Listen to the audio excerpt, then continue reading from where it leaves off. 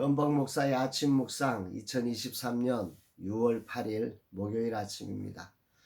오늘은 출애굽기 22장 18절로 20절 말씀을 통해서 무당이 어떻게 이런 제목으로 말씀 묵상의 은혜를 나누겠습니다. 오늘은 찬양의 가사가 제 삶의 고백입니다. 나는 주님을 섬기는 것에 후회가 없습니다. 제게 베풀어 주신 하나님의 은혜가 늘 감동입니다. 내가 할 수 없는 자리로 이끌어 주셔서 나로 그 일을 감당케 하셔서 오늘 순간순간 저를 당황하게 하셨지만 나의 주님이 얼마나 크신지를 그곳에서 경험하게 하시며 오늘까지 오셨기 때문입니다. 오늘도 나는 무척 당황하고 도저히 답을 찾지 못하고 있지만 그러나 주님이 보내신 자리임을 알기에 주를 섬기는 일에 후회가 없다고 외쳐봅니다. 이날 주님은 어떤 말씀으로 인도하실까? 본문에는 무당과 짐승과 행음하는 자 및 여호와 외에 다른 신에게 제사를 드리는 자를 향한 법을 말씀하고 있습니다.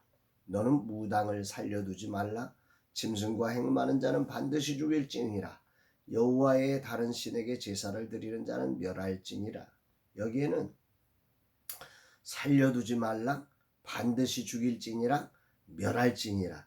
이게 아주 점층적으로 아주 굉장히 강조하고 있는 거죠. 공통되는 것은 죽이라는 말입니다. 굉장히 무당, 짐승과 행음하는 자, 그리고 여호와의 다른 신에게 제사하는 자, 이들을 반드시 죽여라, 이런 말씀을 하고 있습니다. 이스라엘 백성들은 출애굽을 통해 애굽의 모든 신보다 더 강하신 하나님을 분명하게 경험한 백성들입니다.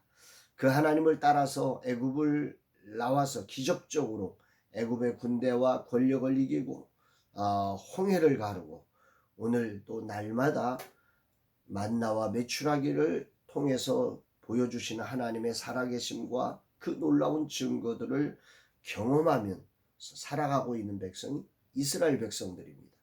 그런데 이들 가운데 무당이 있고 짐승과 행음하는 자들이 있고 여호와의 다른 신을 섬기는 자들이 존재하였을까? 법이 있다는 것은 그런 이들이 있어서 그들을 방지하기 위해서 만들어진 법이 아니겠습니까? 날마다 기적이 있는 자리에 무당이 어떻게 생겨났을까? 신앙생활이 영적 전쟁이라는 사실을 다시금 깊이 묵상을 해봅니다. 이런 놀라운 현장에서도 얼마든지 무당은 존재할 수 있고 음행은 일어날 수 있으며 하나님 외에 다른 신을 섬길 수 있다고 하는 사실을 생각하게 됩니다. 사단의 역사가 얼마나 교묘하고 강력하게 우리의 삶을 도둑질하고 멸망시키려고 달려드는지를 소름이 돋을 만큼 뼈저리게 느끼는 아침입니다. 사람들의 삶이라고 하는 게 참 다양하지 않습니까? 중요하지 않은 것들이 어느 순간인가 세상에서 가장 중요하게 여겨지게 만들어 놓습니다. 왜냐하면 그 안에 갇혀버리게 하는 거죠.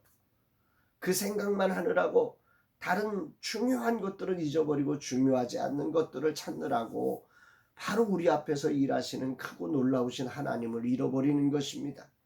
죄로 타락된 인생은 하나님이 안에 안 계셔서가 아니라 바로 앞에 있어도 그 죄에 끌려다니면서 그 자기에게 갇혀진 문제나만 바라보다가 하나님을 못 보는 거지요. 그러기에 사단이 이들을 조종하고 도적질하고 그들을 다 빼앗아가도 아무것도 알지 못하는 거죠. 이것이 바로 저의 모습일 수 있다는 사실을 생각하면서 오늘 아침 이 말씀을 내 가슴에 말씀의 청진기로 삼아서 저를 돌아보게 됩니다. 저도 하나의 일을 지금 하고 있는 거죠. 이 일에 몰입되어서 하나님을 이용하려고만 하고 정말 하나님이 시키신 일의 본질은 생각지 못하는 그런 엉뚱한 자리에 빠질 수 있으니 오늘 하나님은 이 말씀을 통해서 저를 보라고 하는 것입니다. 웨이브리지 온라인 플랫폼이 내게 그런 것들은 아닌지를 돌아보라고 하는 거지요. 분명 주님이 주신 마음으로 시작된 일입니다. 핸드폰을 들고 사는 세대들에게 그리스도를 전하기 위해 찾아가야 될 그 선교지가 바로 온라인 플랫폼의 자리가 아닌가 생각했던 것입니다. 문제는 수많은 교회와 단체들이 이 일을 하는데 왜 우리까지 이 일을 해야 하는가라는 문제입니다. 우리는 선교단체로서 교회 밖 그리스도를 알지 못하는 그리스도를 만날 수 없는 사람들의 다리가 되고자 이 일을 시작한 것입니다. 그러나 무엇을 어떻게라고 하는 지점에서 우리는 너무 생각이 없이 접근했고 그래서 방황했습니다. 아울러 구현하는 기술에서 턱없는 인력과 재정적 어려움을 겪고 있습니다. 이런 어려움이 시간이 길어지면서 지치기 시작했고 다양한 문제들이 노출되고 있는 거죠. 그래서 이제는 본질이 아닌 것들이 더 중요하게 느껴지는 시점이 되고 있음을 오늘 말씀을 통해서 깨닫게 됩니다. 자꾸 무당에게 점을 치듯 묻고 있는 내 모습은 아닐까? 주님은 말씀을 통해 내게 물으십니다. 오늘 말씀처럼 만약 내가 그런 자리에 있다면 주님이 곧바로 치시기를 간절히 소망합니다. 내겐 정말 소망이 있습니다. 울면서 외치는 소망이 있습니다. 주님, 다음 세대가 복음의 세대가 되게 해주세요. 웨이브리즈가 이 일에 하늘의 미랄처럼 쓰임받게 해주세요. 개발이 길어지면서 이 기도는 더 간절해집니다. 그러나 내 안의 본질보다 물질을 더 찾고 있고 방법을 찾느라 무당을 찾고 있는 내 모습은 아닌지 겸손히 말씀 앞에 서며 저를 돌아보게 됩니다. 진정 주님이 시작하셨으니 주님이 마치실 것인데 오직 주님을 따르는 일에 집중해야 하는데 일만 보느라 엉뚱한 생각에 사로잡혀 주님을 보지 못하는 것은 아닌지 주님의 말씀 청진기 진단을 놓고 다시금 깊이 점검하는 시간을 갖게 됩니다.